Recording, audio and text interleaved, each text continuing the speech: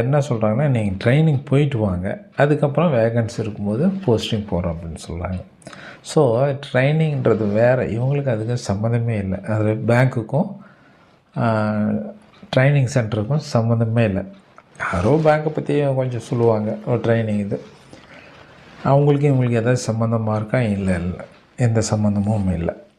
பேங்க்கு ட்ரைனிங்கை நடத்துகிறதே இல்லை. இவங்க என்ன பண்ணுறாங்க, பேங்க்குக்கு கோச்சிங் கொடுக்குறோம், ட்ரைனிங் பண்ணுறோம் அப்படின்னு சொல்லிட்டு உங்களுக்கு வேலை கிடைக்கும் அப்படின்னு சொல்லிவிட்டு இவங்க ஒரு குரூப்பு கிளம்பியிருக்கு. அவங்க அது மாதிரி பண்ணிகிட்ருக்குறாங்க. அதில் போய் மாட்டிக்காதீங்க. அந்த ட்ரைனிங் முடிச்சு வேலை வாங்கி கொடுப்பாங்கன்னா வாங்கி கொடுக்க மாட்டாங்க. அவங்க கேரண்டியாக கொடுக்க மாட்டாங்க.